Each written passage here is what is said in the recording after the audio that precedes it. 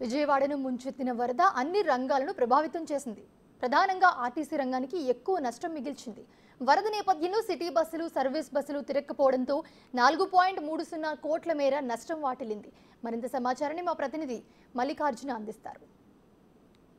విజయవాడ నగరంలో దాదాపు 10 రోజుల పాటు కూడా వరద అనేది పూర్తిగా కూడా విజయవాడ నగరం మొత్తాన్ని ముంచేసిన పరిస్థితి. ఒక్కొక్క రంగంపై కూడా పూర్తి ప్రభావాన్ని వరద అయితే చూపించడం జరిగింది. దీంట్లో మేజర్గా కూడా ఆర్టీసీ రంగంపై కూడా చాలా ఎక్కువ ప్రభావం చూపించింది. ఈ 10 రోజుల పాటు దాదాపుగా కూడా 4.3 కోట్ల మేర కూడా ఆర్టీసీకి నష్టం రావడం జరిగింది. ప్రధాన కారణాలు మనం చెప్పుకుంటూ పోతే ఇప్పుడు మనం ప్రస్తుతం ఏపీఎస్ఆర్టీసీ విద్యాధరపురం డిపో వద్ద కూడా ఉన్నాము. ఈ డిపో వద్ద లోపల ఏదైతే బస్సులు ఉంటాయో ఫిట్నెస్కి సంబంధించినవి కానీ రిపేర్స్కి సంబంధించినవి కానీ ఎక్కువగా కూడా ఇక్కడ ఆర్టీసీ వర్క్షాప్ మొత్తానికి ఇక్కడి నుంచే తీసుకొస్తూ ఉంటారు. ఇక్కడే రిపేర్ చేసి పంపిస్తున్న పరిస్థితి కనిపిస్తూ ఉంది. ఇక్కడ ఫ్లో అనేది మనం గమనిస్తే కనుక ఫ్లో అనేది దాదాపుగా కూడా ఆ పై వరకు కూడా ఫ్లో అనేది రావడం జరిగింది. ఇక్కడ మొత్తం కూడా నీళ్ళు అనేది నిలబడిపోయి ఆ పై వరకు కూడా ఫ్లో అయిన పరిస్థితి. మొత్తం బస్సుల్ని మనం లోపల చూస్తే కనుక రిపేర్ కోసం ఊడదీసి ఏర్పాటు చేసిన బస్సులు అనేవి కూడా మొత్తం లోపల ఉండటం జరిగింది. ఈ బస్సులు సర్వీస్ అంటే ఎందుకంటే రిపేర్ చేసి సర్వీసులకు వెళ్లాల్సిన బస్సులు, కానీ ఈ 10 రోజుల పాటు వరద రావడం మూలంగా కూడా ఈ తిరగలేని పరిస్థితి కూడా ఏర్పడిన పరిస్థితి కనిపించింది.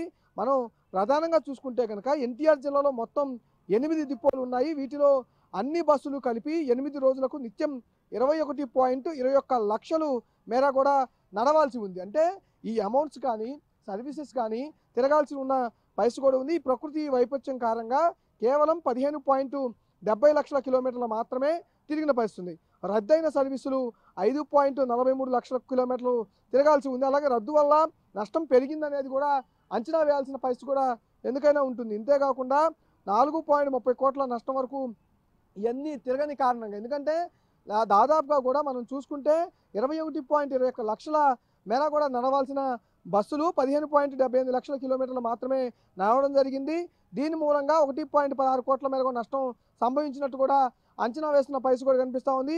ఓన్లీ యొక్క విద్యాధరపురం డిపో ఒక్కటి తీసుకుంటే కనుక మనకి దాదాపుగా కూడా 2.04 లక్షల కిలోమీటర్లు నడవాల్సి ఉండగా 84,000 పైన మాత్రమే తిరిగినట్టుగా కూడా మనకి ప్రాథమికంగా ఒక అంచనా అయితే అధికారులు చెబుతున్న పరిస్థితి కూడా కనిపిస్తూ ఉంది. 49.48 లక్షల మేర రాబడిని కూడా ఈ ఒక్క విద్యాధరపురం డిపోనే కోల్పోయినట్టు కూడా తెలుస్తూ ఉంది. 48.48 లక్షలు నష్టం కలిగినట్టుగా కూడా తెలియజేస్తూ ఉన్నారు. ఎందుకంటే ఈ వరద ప్రభావం అనేది బుడమేరు ఎప్పుడైతే తెగిందో ఆ బుడమేరు తెగిన తర్వాత విజయవాడ నగరంలో ఉన్న సిటీ బస్ సర్వీసులు అన్నీ కూడా తిరగాల్సిన సిటీ బస్సు సర్వీసులు మొత్తం కూడా క్లోజ్ అయిపోయాయి.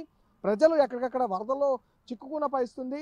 బస్సులు వెళ్ళలేని ప్రాంతాలు చాలా ఉండిపోయాయి. కాబట్టి నగరం సగం భాగం మొత్తం కూడా వరదలోనే ఉండిపోయింది ఈ 10 రోజుల పాటు. ఈ 10 రోజులు తిరగపోయిన నష్టం వల్లే ఒక్క విద్యాధరపురంలోనే దాదాపుగా కూడా 48 లక్షలకు పైగా కూడా నష్టం అనేది రావడం జరిగింది. ఈ విధంగా ఓవరాల్గా ఓన్లీ విజయవాడకు సంబంధించి 8 డిపోలకు చూసుకుంటే కనుక ఆ 8 డిపోలకు దాదాపుగా కూడా 4.30 కోట్ల నష్టం అయితే వాటిల్లడం జరిగింది. మనం లోపల చూసుకుంటే కనుక బస్సులు అనేవి కూడా రిపేర్ కోసం ఇక్కడికి వస్తూ ఉంటాయి.